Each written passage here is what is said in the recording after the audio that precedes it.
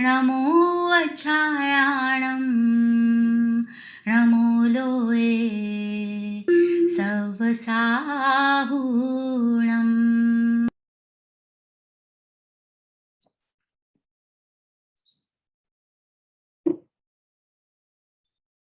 मंगलम भगवान वीरो मंगलम गौतमो गणी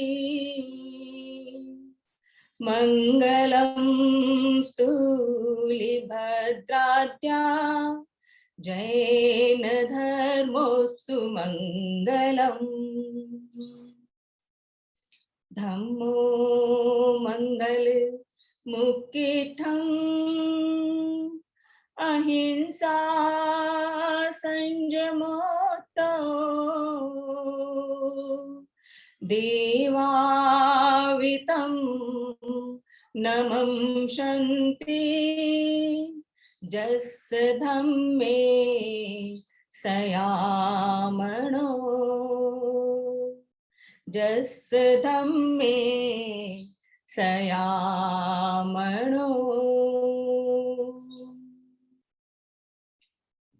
जय जिनेन्द्र, सुप्रभात, सादर अभिवादन। आज के कार्यक्रम में उपस्थित सभी आत्मीय जन, सम्माननीय आचार्य धर्मेंद्र जी, सभी का श्री भारतवर्षीय जैन युवा महासभा अर्हत परंपरा संगम फाउंडेशन हैदराबाद, जयपुर हेरिटेज भक्तामल हीलिंग सेंटर हार्दिक स्वागत, अभिनंदन, आभार ज्ञापित करते हैं। कल हमने जाना आचार्य जी से कि कैसे हम योग से योगा तक पहुंच गए, और इन 5 दिनों में हम जानेंगे किस तरह से यम संयम नियम का पालन करते हुए हम वापस अयोग तक पहुंचे। उससे पहले मंगल मंगलाचरण के लिए आमंत्रित करती हूँ श्रीमती अक्षया जी को। मंगल सम्यक दर्शनम मंगल सम्यक ज्ञान मंगल सम्यक आचरण मंगल मोक्ष निदान भव भव हो कल्याण भव से हो भगवान मंगल हो मंगल हो मंगल हो। जय जिनेन्द्र।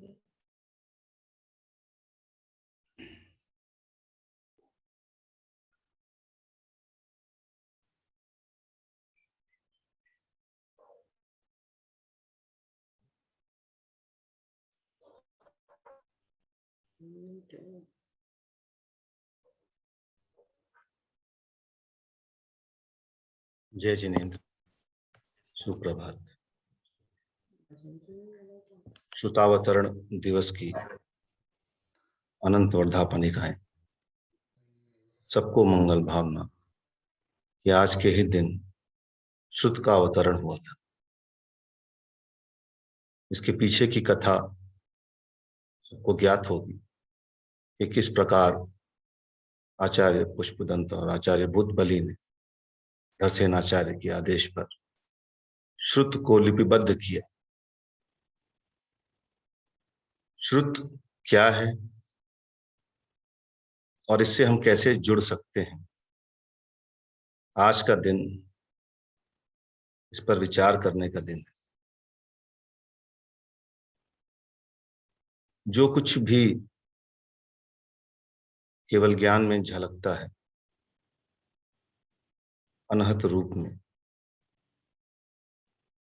उसको व्यक्त करने की विधि है श्रुत। समव शरण में जब प्रभु विराजते हैं तो उनके साथ वो अनहद भी वहां व्याप्त होता है। प्रभु की दिव्य ध्वनि उनके किसी अंग विशेष से नहीं खिड़ती, उसमें इंद्रियों का कोई संयोग उपयोग नहीं होता। और जो कोई भी उस विधा को जानते थे या जानते हैं, उस श्रुत से अपने आप जोड़ लेते थे और उस ज्ञान से लाभान्वित हो जाते थे। इसी हेतु तीर्थंकरों के समो शरण में गणधरों की आवश्यकता हुई कि गणधर वो चैतन्य जीव आत्मा थे जिन्होंने उस श्रुत को पूरी तरह से कनेक्ट किया। श्रुत का सीधा अर्थ है सुनना, और सुनने का तात्पर्य शब्दों से होता है। शब्द तन्मात्रा आकाश से जुड़ती है,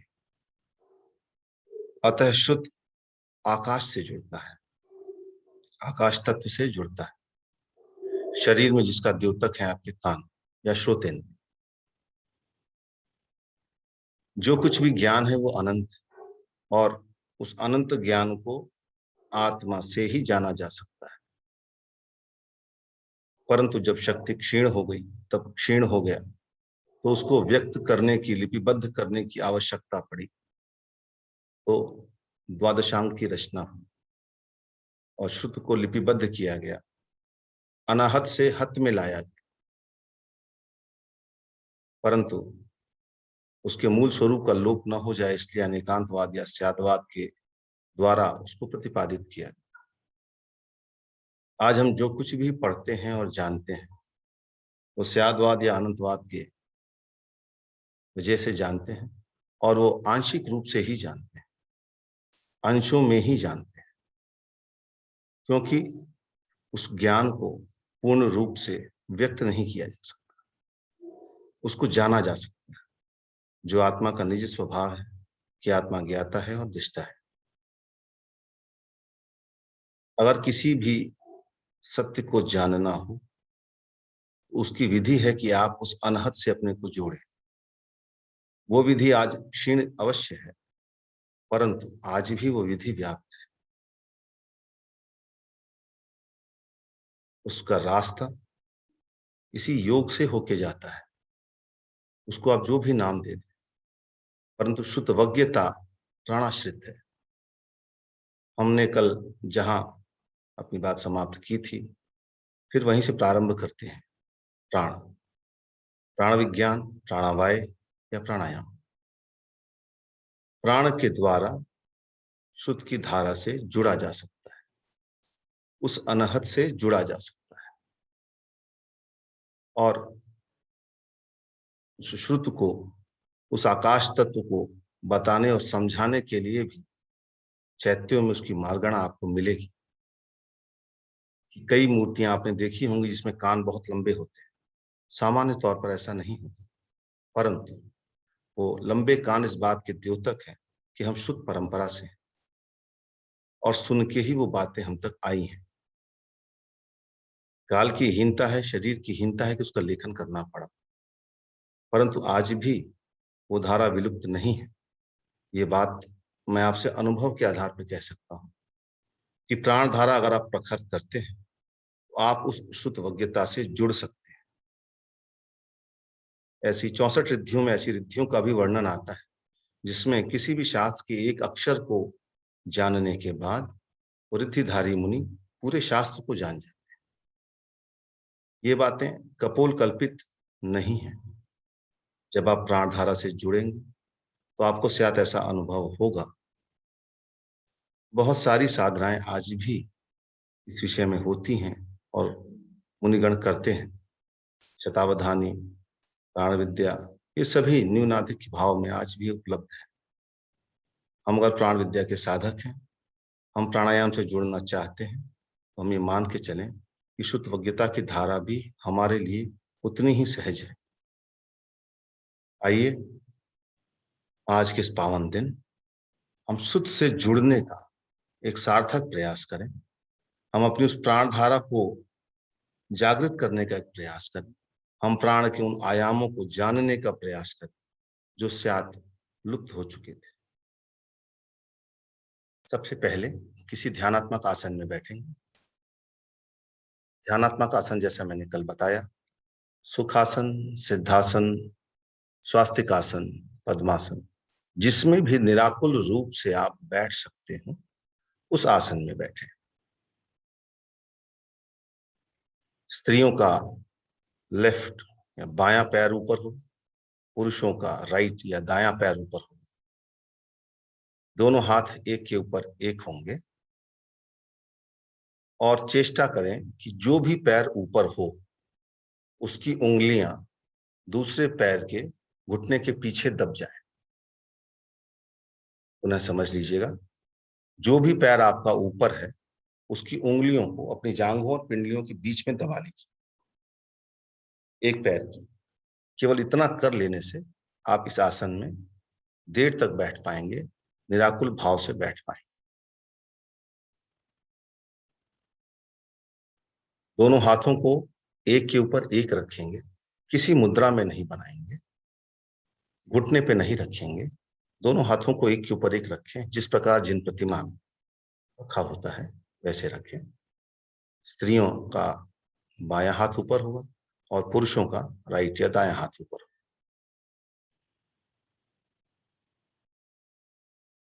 कमर सीधी, गर्दन सीधी, दांत मिले हुए और आंखें बंद। दांतों को भींच कर नहीं रखना है, परंतु मिला के रखना है। दांतों में अगर गैप हो तो कमजोर हो जाते हैं। क्यों? क्योंकि आंख, दांत, हाथ और पैर की अंगुलियां, अंगूठे, ये ऊर्जा के निकलने के स्रोत हैं। और जब हम ऊर्जा पे काम करते हैं तो ऊर्जा शरीर में बढ़ती है और हम ये नहीं चाहते कि बढ़ी हुई ऊर्जा हमारे अंगों से बाहर निकलकर उन्हें कमजोर कर दे। इसलिए थोड़ी सावधानियां बरतनी चाहिए। जिस प्राणायाम या श्वासायाम के अभ्यास में हम प्रवृत्त होने जा रहे हैं उसका अभिप्राय हमें हमारी शरीर की शुद्धि करना है। प्लस जिन लोगों को चैतन्य केंद्रों पर कोई अनुभूति अभी तक नहीं होती है या नहीं हुई है, उन्हें शायद उस शुद्धि के उपरांत उस अनुभूति का आभास हो जाए। कमर सीधी रखें, गर्दन सीधी रखें, परंतु तनावपूर्वक मत रखें। जो भी क्रिया हम करने जा रहे हैं ये आत्मोत्थान हेतु है, आत्मिक क्रिया है। Don't make it mechanical. बहुत यांत्रिक मत बनाएं इसको कोई फिजिकल एक्सरसाइज समझ के मत करें। हमारा जो अल्टीमेट गोल है वो प्राणायाम के बाद धारणा, ध्यान और समाधि का है। शरीर को थोड़ा शांत होने दें, मन को थोड़ा शांत होने दें।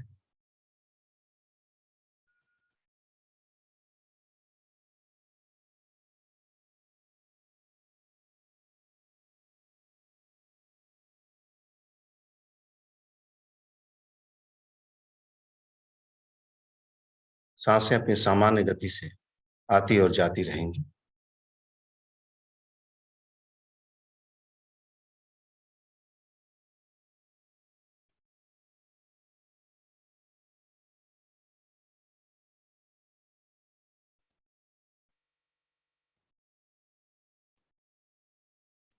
हमारी यात्रा नाभि से नभ की यात्रा है। हमें नाभि से अपनी यात्रा का प्रारंभ करना है। इसलिए नाभि की शुद्धि हेतु पहला उपक्रम करेंगे। क्योंकि जब हम इस भव में आए थे तो सबसे पहले इस नाभि का ही निर्माण हुआ था। भस्त्रिका प्राणायाम से प्रारंभ करेंगे। ये जो भी अभ्यास हम कर रहे हैं ये अभ्यास हमें यथाशक्ति ही करने हैं। मैंने कल भी बताया था, किसी प्रकार का कोई स्ट्रेस नहीं लेना है, बहुत ज्यादा आग्रह नहीं रखना है। जिन किसी को कोई सीरियस एलिमेंट हो, कोई ऑपरेशन हुआ हो या संक्रमण के बाद या पहले का कोई काल हो, वो अपनी शक्ति अनुसार ही इस कार्य को करें।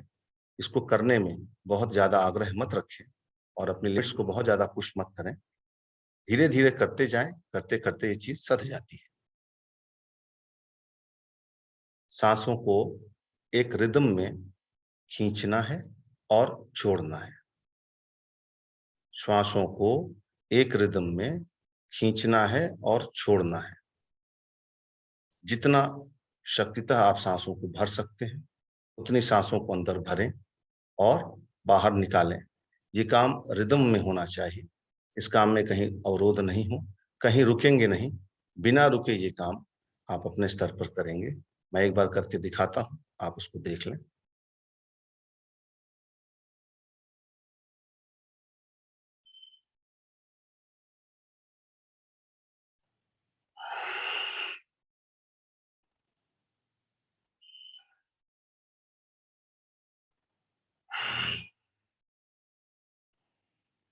इस प्रकार 10 बार या 15 बार यथाशक्ति करेंगे। सांसों को पूरे हृदय प्रदेश में और पूरे पेट में भरेंगे और पूरी शक्ति से छोड़ेंगे। बट बहुत जल्दी नहीं करेंगे, एक रिदम में खींचेंगे और उसी रिदम में छोड़ेंगे। जितना समय खींचने में लगाएंगे उतना ही समय उसको छोड़ने में लगाएंगे। इस प्रकार ये कार्य अपनी शक्ति अनुसार कम से कम 10 बार या 15 बार, जितनी बार आप कर सकते हैं उतनी बार करेंगे। और इस कार्य को करते समय कोई तनाव चेहरे पर नहीं आएगा। पूरे प्रमोद से इस कार्य को करें। प्रारंभ करेंगे। प्राणायाम।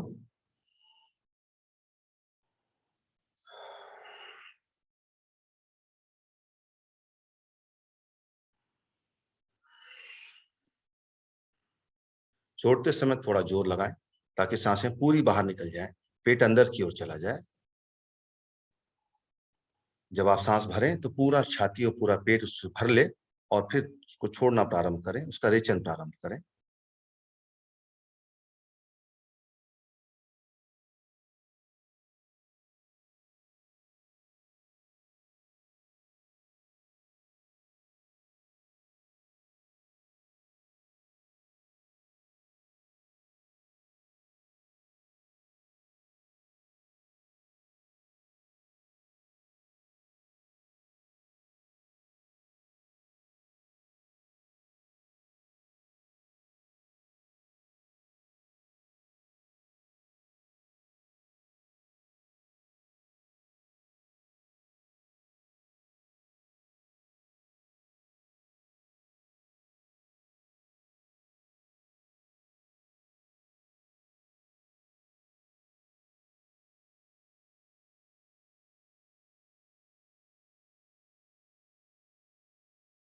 आवृत्ति पूरी होने के बाद रुक जाएं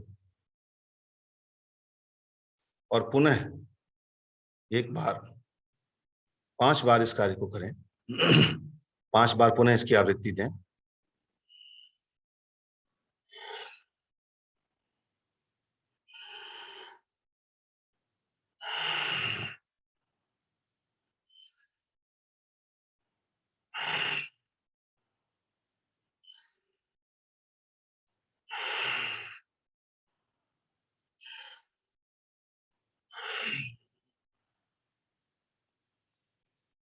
सांस छोड़ने के बाद कतिपय सांस लेने की इच्छा ना करें, रुके रहें।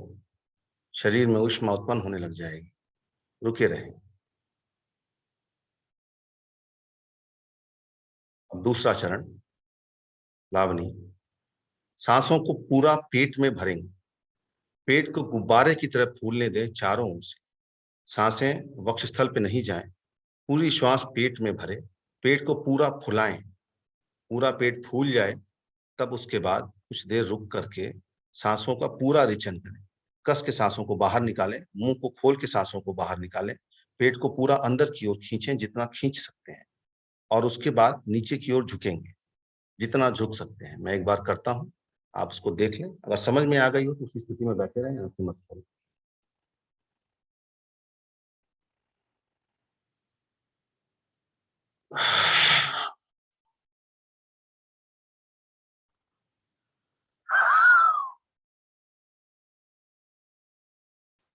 सांसों को पहले पूरा भरेंगे, पेट को चारों ओर से फूलने देंगे और फिर सांसों को झटके से मुंह से बाहर निकालेंगे। 2-3 बार बाहर निकालेंगे, छोटी छोटी सांस लेकर के बाहर निकालेंगे। पेट को अंदर की ओर खींचेंगे जितना खींच सकते हैं और नीचे की ओर झुकेंगे जितना झुक सकते हैं। प्रारंभ करेंगे। प्राणायाम। पूरे पेट को भरिए, चारों ओर से पेट को भरने दीजिए, पेट की मसल को ढीला छोड़ के चारों ओर से उसको फूलने दीजिए। पीछे की ओर, साइड की ओर टायर्स को बल्ज करने दीजिए।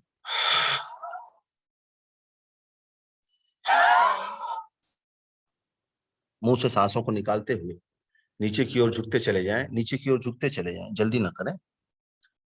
पुनः एक बार सांस लेकर छोटी सी और मुंह से निकालें और पेट को पुनः पीछे की ओर खींचें। पूरी सांस को बाहर निकालकर सीधे आ जाएं, पेट अंदर की ओर खींचा हुआ हो। अब अश्विनी मुद्रा लगाएं। अश्विनी मुद्रा अर्थात गुदा का संकोचन करेंगे। जैसे मूत्र त्याग के बाद कोई घोड़ा या कोई गाय गुदा का संकोचन करती है, इस प्रकार अश्विनी मुद्रा लगाएंगे, गुदा को संकोचित करेंगे। पेट को अंदर की ओर खींचे रहेंगे और गुदा को संकोचित करेंगे यथाशक्ति करके, और दोनों मुद्राओं को छोड़ देंगे। पेट को भी सामान्य कर दें और गुदा को भी सामान्य कर देंगे।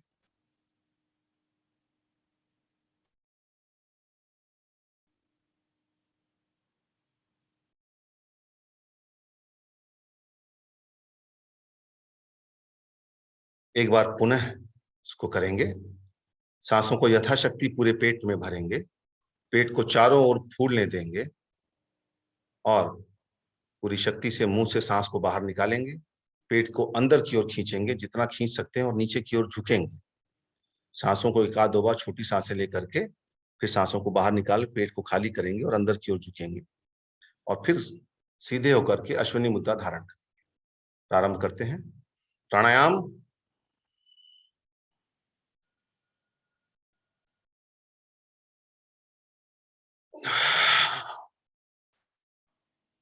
सांसों को छोड़ते हुए आगे की ओर झुकें, पेट को अंदर की ओर खींचें। पुनः सांसों का रेचन कर पेट को अंदर की ओर खींचें और सीधे हो जाएं। गुदा को ऊपर की ओर संकोचित कर लें, अश्विनी मुद्रा धारण करें।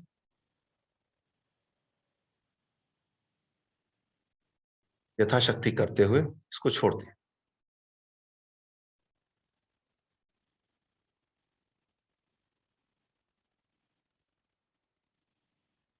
एक बार और तीसरी आवृत्ति प्लाविनी प्राणायाम की। प्राणायाम। श्वासों को पूरे पेट में भरें, पूरे पेट में भरें। पेट की मसल को ढीला करते हुए पूरे पेट में चारों ओर सांस को भर लें, गुब्बारे की तरह पेट को फुला लें और झटके से मुंह से छोड़ते हुए पेट को पीछे की ओर खींचते हुए आगे की ओर झुक जाए।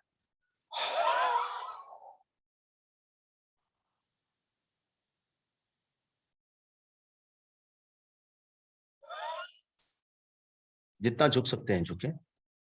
एक आध दो बार रेचन करें, फिर सीधे हो जाएं, पेट अंदर की ओर खींचा हो और गुदा का संकोचन करें। गुदा का संकोचन करें।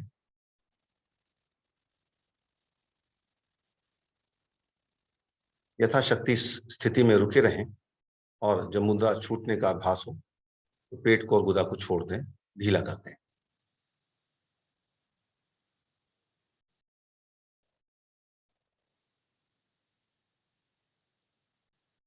दोनों मुद्राओं को छोड़कर अपने पूरे ध्यान को अपने नाभि कमल पर केंद्रित कर दें। अपने पूरे ध्यान को अपने नाभि चक्र पे ले जाएं और वहां जो भी गतिविधि हो रही है, जो भी ऊष्मा, जो भी स्पंदन, जो कुछ भी आपको आभास हो रहा है, उसको देखें। नाभि कमल।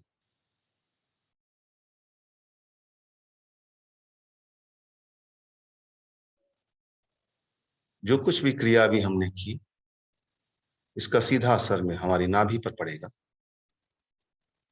और वहां हो रही गतिविधि से जुड़ने का प्रयास करें। अपनी नाभि से जुड़ने का प्रयास करें।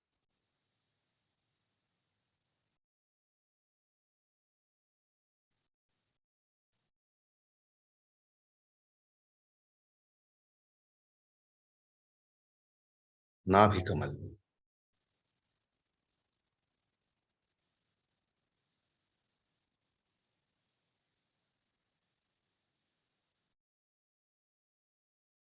स्यात् कोई स्पंदन, कोई स्फुरण, कोई ऊष्मा, सम हीट।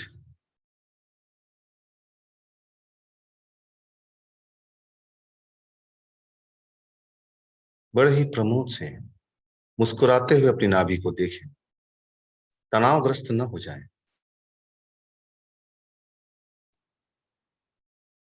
आपने अपनी नाभि को जगाने का एक प्रयास किया है।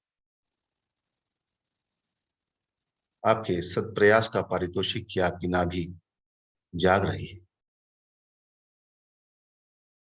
सुबह का ये वातावरण उसकी जागृति में सहयोगी है। जिस प्रकार प्रकृति में कमल खिलता है सूर्य की रश्मियों के साथ, उसी प्रकार आपके स्तन का ये कमल खिल रहा है।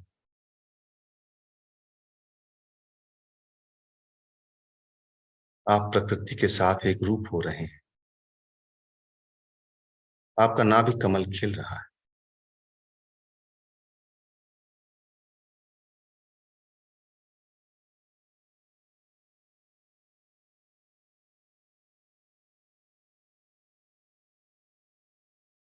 नाभि कमल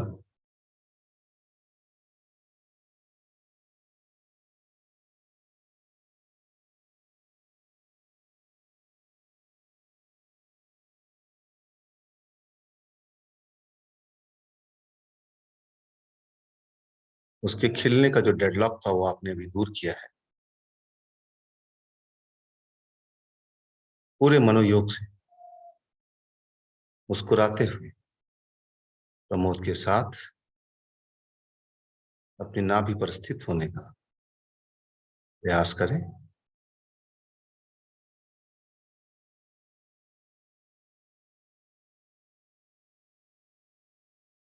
अगर अभी भी स्पंदन कम हो या ना हो तो एक बार, दो बार और तीन बार अश्विनी मुद्रा लगाएं।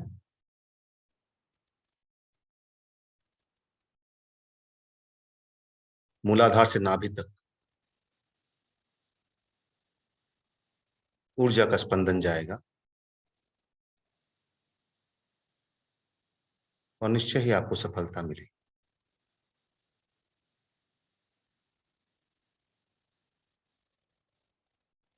नाभि को जगाने का प्रयास करें।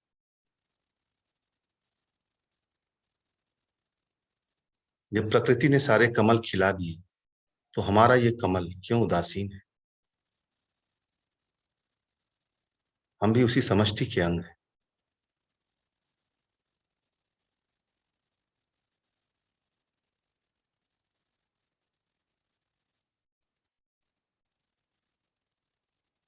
नाभि के बढ़ते स्पंदनों के साथ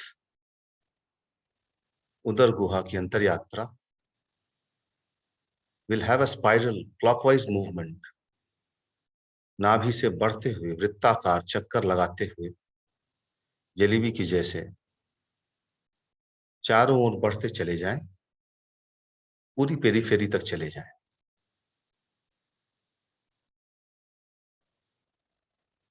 अगर एनाटॉमी की जानकारी हो, शरीर विन्यास की जानकारी हो, अंग प्रत्यंगों के साथ, अन्यथा पूरे ही पेट में नाभि से गोल गोल चक्कर लगाते हुए वृत्ताकार क्लॉकवाइज मूवमेंट, छोटे से बड़ा चक्कर बनाते हुए पूरे बाहर तक आ जाएं, पेट के चारों ओर, और पुनः बड़े से छोटा करते हुए place yourself at your naval centre, नाभि के केंद्र तक आ जाए। ध्यान रहे शरीर में कहीं तनाव नहीं व्याप्त होना चाहिए और चेहरे की मुस्कुराहट बिसर न जाए।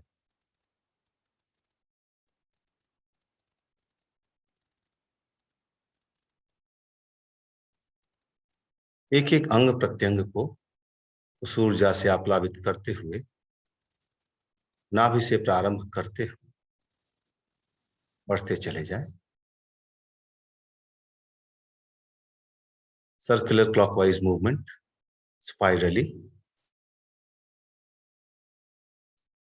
छोटे से बड़ा होता हुआ चक्कर।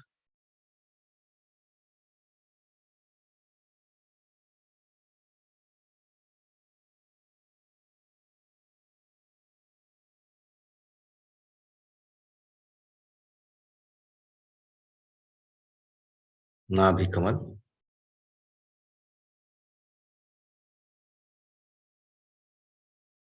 पूरे पेट को कवर करते हुए पुनः चक्कर को छोटा करते हुए नाभि के मध्य तक आ जाए।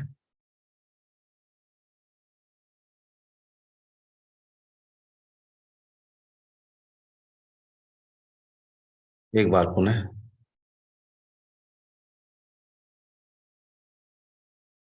अपने स्तर पर प्रयास।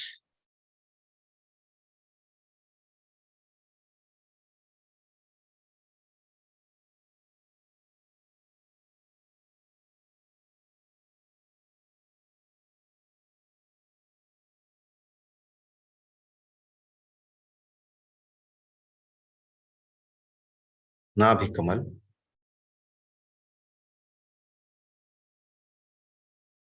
अब इस चक्कर को हॉरिजॉन्टली करेंगे।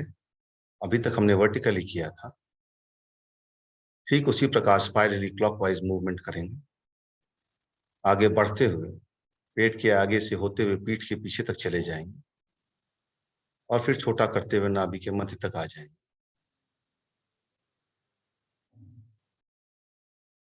नाभि कमल,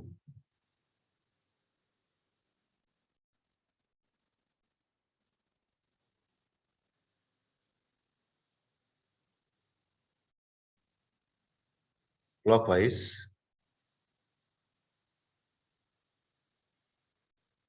धरातल के पैरेलल,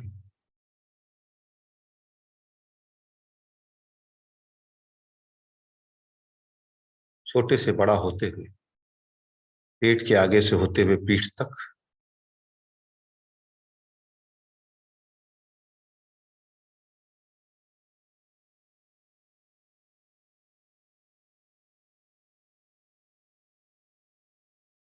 पुनः नाभि के मध्य तक।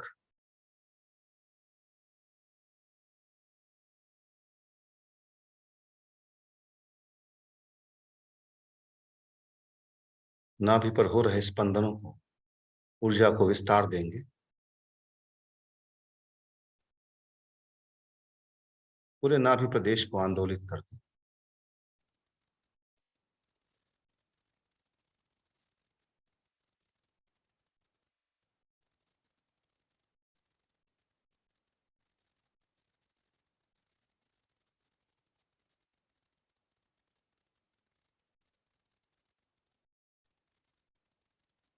नाभि के मध्य भाग पर आएंगे। अब नाभि के मध्य से अपने आप को चारों ओर विस्तार देंगे, स्फेरिकली, जैसे कोई बॉल हो, छोटी से बड़ी होते होते होते होते पूरे पेट चारों ओर नाभि के मध्य बिंदु से प्रारंभ करेंगे और उस बॉल के साइज को बढ़ाते जाएंगे पूरे पेट में। एक एक अंग प्रत्यंग, आगे पीछे ऊपर नीचे चारों ओर,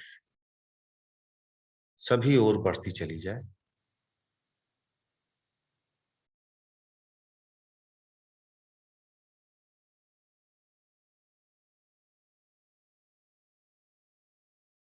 जैसे किसी दिए का प्रकाश चारों ओर फैल जाता है, जैसे किसी पुष्प की सुगंध चारों ओर फैल जाती है, ठीक उसी प्रकार ऊर्जा का यह प्लवन आपके पूरे नाभि प्रदेश को ओतप्रोत कर दे, छोटे से बड़ा होता हो और फिर पुनः केंद्रवर।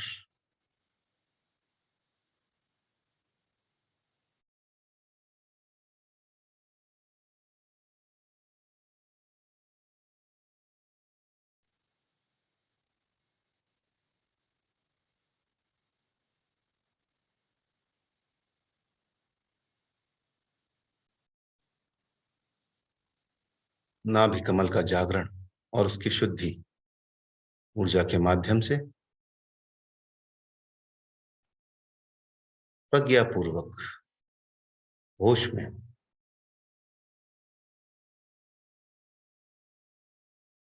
प्रमोद के साथ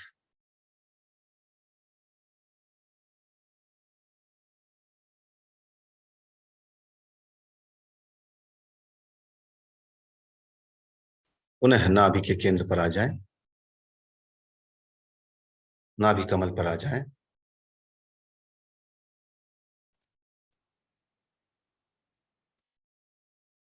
शरीर में ऊष्मा बढ़ गई हो, जिनको वो इसके बाद शीतकारी प्राणायाम या शीतली प्राणायाम कर सकते हैं, और जिनको अनुकूलता हो वो नाभि पर टिके रह सकते हैं शीतकारी या शीतली प्राणायाम हेतु।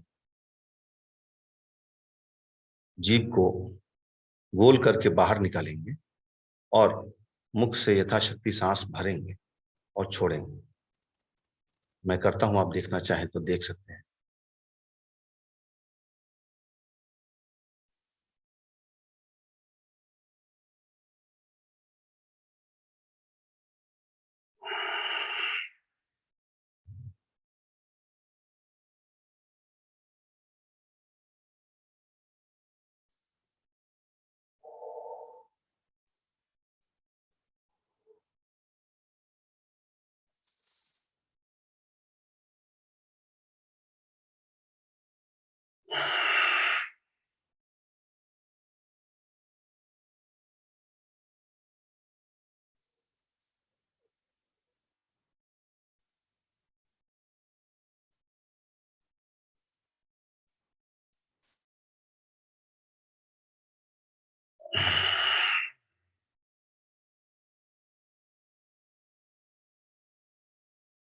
बढ़ी हुई ऊष्मा इस प्राणायाम से शांत हो जाती है,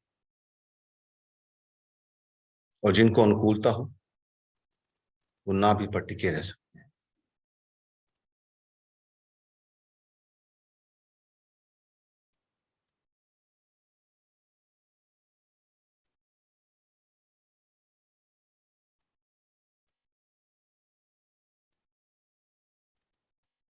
इस प्रकार नाभि की शुद्धि और जागरण हेतु हम लोगों ने प्राणायाम का एक अभ्यास किया, उसके साथ दूसरे अभ्यास को भी जोड़ा, और अगर ऊर्जा का डिसबैलेंस हो जाए तो तीसरे या चौथे अभ्यास को भी कर सकते हैं। भस्त्रिका करके, रावणी करके नाभि चक्र को जागृत करने की चेष्टा की, और शीतली या शीतकारी या चंद्रभेदी प्राणायाम से अगर बढ़ी हुई ऊष्मा है तो उसको शांत कर सकते। ये पहला प्रयास, पहला प्रयोग किया। अष्टांग योग में यम, नियम, आसन के बाद प्राणायाम है। प्राणायाम के बाद के जो दो अंग हैं, प्रत्याहार और धारणा, यहां तक आपका प्रयास होता है। प्रत्याहार और धारणा में आपको प्रयास करना है। इसके बाद आप ध्यान में कब प्रविष्ट हो जाएंगे, कब आप ध्यान में हो जाएंगे और कब समाधिस्थ हो जाएंगे, इसका आपको आभास और भान भी नहीं। प्रत्याहार का सीधा अर्थ है वापस लौटना, वापस आना। आपकी जो ऊर्जा बाहर जा रही है, इंद्रियों में जा रही है, इंद्रियों में दौड़ रही है, इंद्रियों की ओर भाग रही है, उस ऊर्जा को वापस लाना, जिसको कहा महर्षि पतंजलि ने योगः चित्त वृत्ति निरोधः, चित्त की वृत्तियों का निरोध करना, न कि उनका विरोध करना, न उनका दमन करना। 5 इंद्रियां हैं और विषयों की ओर निरंतर बाहर जाती। आपकी आंख खुली हो तो आप देखते हैं, कान से सुनते हैं। इंद्रियां निरंतर ऊर्जा को बाहर ले जाती हैं, आपके उपयोग को बाहर ले ही जाती। अगर आप इनको बलात् रोकते हैं तो ये ठीक वैसे ही है जैसे कि चलते हुए पंखे को रोकना हो तो आप उसको हाथ से पकड़ लें, या किसी बल्ब की रोशनी को बंद करना हो तो आप उसके चारों ओर कोई कपड़ा लगा। अगर आप ऐसा कुछ भी करते हैं तो उस उपकरण के खराब होने की भी पूरी संभावना है। तो आपको वो स्विच पता होना चाहिए, आपको ये विधि ज्ञात होनी चाहिए कि कोई करंट, कोई शक्ति है जिससे ये क्रियान्वित है। अगर हम उस शक्ति को, उस धारा को रोक देते हैं, उस करंट को रोक देते हैं, तो ये इंद्रियां स्वतः ही निष्क्रिय हो जाएंगी। ये अपनी जगह पर रहेंगी, ये खराब नहीं होंगी, परंतु ये काम करना बंद कर दें। हम जनरली क्या करते हैं, हम इन इंद्रियों को ही रोकने की चेष्टा करते हैं, हम उस प्राण धारा पे काम ही नहीं करते। तो प्रत्याहार उस प्राण धारा पे वो काम है जो प्राणायाम के बाद, जिसकी मार्गणा दी, प्राणायाम करके प्राण धारा को पकड़ के, प्राण धारा को समझ के, उस प्राण धारा को हम इंद्रियों की ओर जाने से रोकें, तो हम प्रत्याहार करते हैं। जितने भी तप इंद्रियों से संबंधित हैं, उन तपों में यही बात मुख्य है जो शायद हम नहीं जान पाते। उपवास किया हमने, रस परित्याग किया हमने, वृत्ति परिसंख्यान किया, अगर किसी भी चीज का हमने त्याग किया है और अगर वो उसमें हमारी प्राण धारा अभी भी लगी है, हमारा मोह उसमें लगा है, हमारी आसक्ति उसमें है, और अगर हम उसको नहीं कर रहे हैं तो हमारा उपयोग तो उधर जा ही रहा है। इसलिए हम अपने उपयोग को रोकें। उसके लिए आवश्यक है कि हम अपनी प्राण धारा पे अपनी पकड़ बनाएं। हमने अपनी सारी इंद्रियों से अपनी प्राण धारा को खींचकर नाभि पर प्रवृत्त किया। हमने प्राणायाम किया, प्राणायाम की जो अभ्यास 2-3 अभ्यास किए, और उसको करने के बाद हमने अपनी पूरी प्राण धारा जो जागृत हुई थी उसको नाभि पर केंद्रित कर दिया। तो प्राणायाम, प्रत्याहार और फिर धारणा। धारणा अर्थात धारण करना। हमने उसको धारण किया, हमने एक धारणा बनाई। कहते भी साहब आपने एक धारणा बना ली है। धारणा बनाने का मतलब आपने कोई चीज धारण कर ली। हमने नाभि पर उस ऊर्जा को केंद्रित करने की धारणा बनाई। शास्त्रीय भाषा में अगर आप जानना चाहें तो पार्थिवी, जली, आग्नेयी, कई प्रकार, वायवी, कई प्रकार की धारणाएं हैं जिसमें विजुअलाइजेशन भी करते हैं। पर हम अभी केवल नाभि कमल पर अगर अपने को केंद्रित करते हैं, प्राण धारा को संचित करते हैं, प्राण धारा को मुखर करते हैं, प्राण को ऊर्जस्वित करते हैं और उसको सब ओर से खींच करके ला करके किसी एक पॉइंट पर केंद्रित कर देते हैं, किसी एक एनर्जी सेंटर पर केंद्रित करते हैं, तो ये त्रयी पूरी होती है, प्राणायाम, प्रत्याहार और धारणा। ध्यान अभी इसके आगे की चीज। अभी तक हम जितने भी काम हम करते हैं, पूर्व की कक्षाओं में भी हमने किए हैं, वो धारणा पर ही किए, क्योंकि धारणा तक ही आपका प्रयास है। इसके आगे के सारे काम अप्रयास हो। तो हम लोगों ने प्राणों का संचयन किया, नाभि कमल की जागृति के लिए जो प्राणायाम उचित हैं उन प्राणायामों से नाभि कमल को जागरण के लिए प्रवृत्त किया और प्रत्याहार किया। अपनी ऊर्जा को सभी ओर से खींच करके नाभि पर लाकर केंद्रित किया, या वहां पे हमने धारणा बनाई। तो ये पहला चरण है आज, पहले केंद्र की शुद्धि और वहां तक के जागरण का। कल इसके आगे की बात करेंगे। नाभि, हृदय, विशुद्ध, आज्ञा और सहस्रार, ये हमारा पथ है। ये this is our path, this is our goal. नाभि से नभ तक हमें जाना है और अष्टांग योग के द्वारा हम किस प्रकार जा सकते हैं, इन चक्रों की शुद्धि करते हुए, इनको अनलॉक करते हुए, इनको खोलते हुए, इनमें कोई अवरोध अगर है तो उसको साफ करते हुए हम कैसे आगे बढ़ें, जो मार्ग बताया उस मार्ग में हम कैसे चलें, ये उसका एक प्रायोगिकरण था। अब जिस किसी को भी कोई बात पूछनी हो तो पूछ सकते हैं। कल थोड़ा विलंब हो गया था, लंबा हो गया था कल का कार्यक्रम। अब 1-2 मिनट का समय है, अगर किसी को कोई प्रश्न पूछना हो तो पूछ सकते हैं।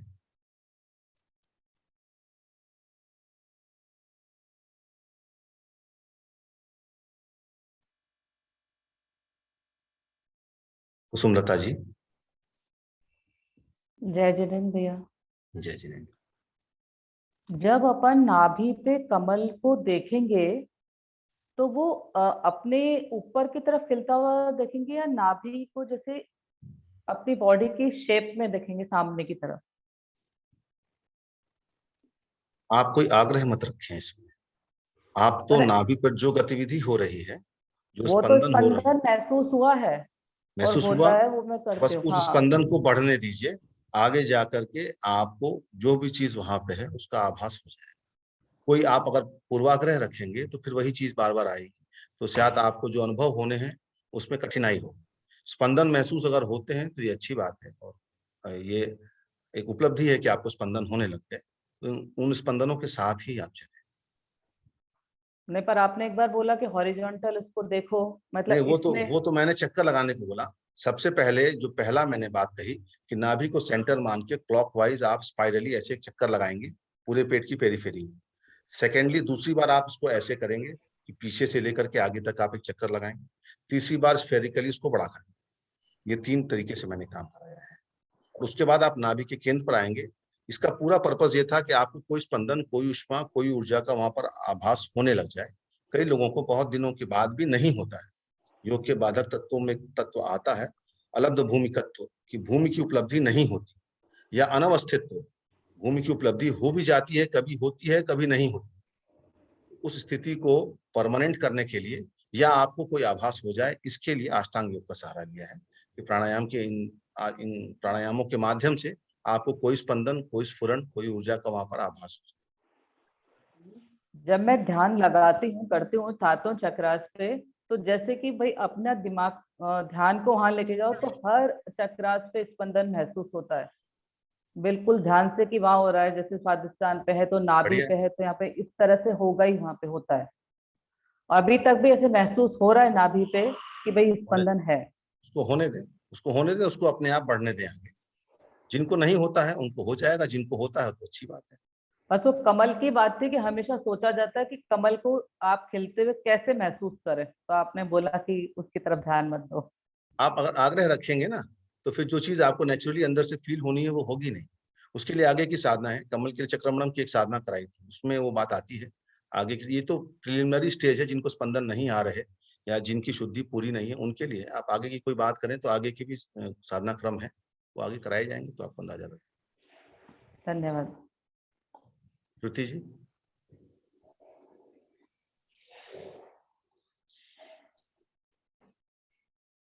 अच्छा, जैसे रेकी में बताते हैं, जैसे चक्रा पे मेडिटेशन करते हैं तो उसको फिर चक्रास को बंद भी करना पड़ता है, तो ये कैसे लॉजिकल है? मतलब चक्रास को जैसे बंद करते हैं और आप लोग बोलते हैं कि चक्रास को खुला रहने देना चाहिए, मतलब तो व्हाट शुड बी डन? आप रेकी के प्रश्न किसी रेकी वाले से पूछे जिसने आपको बताया हो कि वो चक्रास को नहीं क्या तो खोलते जैसे, हैं। क्योंकि हमने तो चक्र की बात ही नहीं नहीं, की, हमने तो आपको केवल नाभि केंद्र पर अभी स्पंदन कुछ हो जाए इस तक ले गए हम। रेकी अच्छा के अपने तो सिस्टम जैसे, है, उनके अपने सिस्टम है। हम रेकी के सिस्टम पे हम लोगों का काम नहीं है। हम तो अष्टांग योग की बात अभी कर रहे हैं, जिसमें बहुत बेसिक्स अच्छा, पर हैं अभी हम, प्रिलिमिनरी, कि आप अपनी नाभि के हाँ, स्पंदनों को महसूस करने लगे। Okay okay, thank you.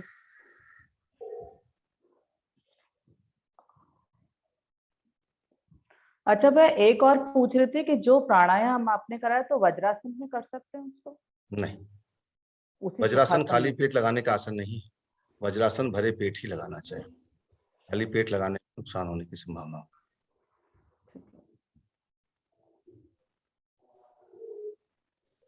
Neeru जी, नमन करा दें।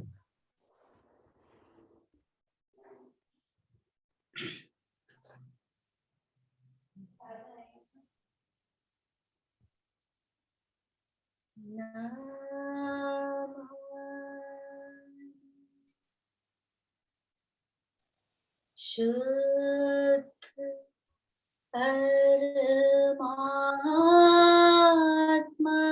को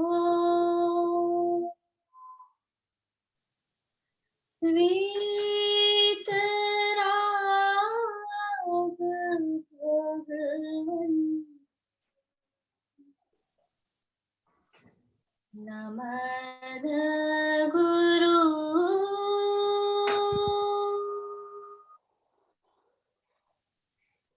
नमः गुरु जननी जनक धर्म संघ श्रुत संग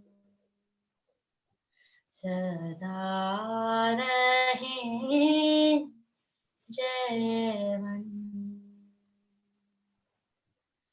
है उपकार अनंत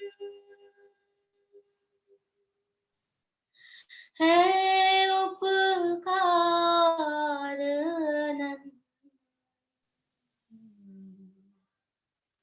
है उपकार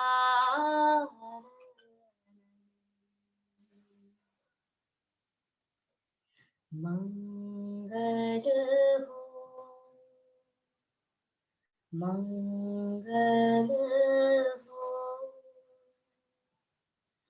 मंगल हो।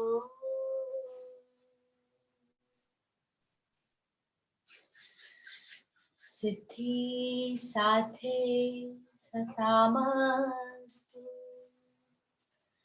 प्रसादात् परमेष्ठिनः।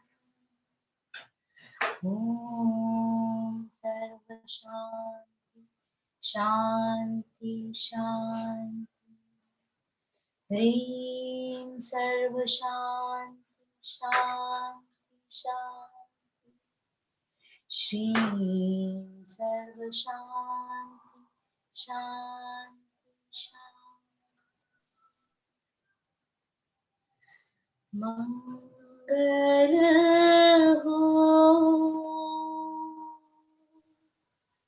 मंगल हो,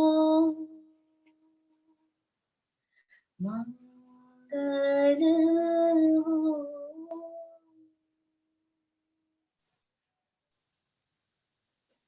सबका मंगल हो, सबका भला हो, सबका कल्याण हो, सब सुखी हो, सर्वत्र शांति हो, शांति हो, शांति हो।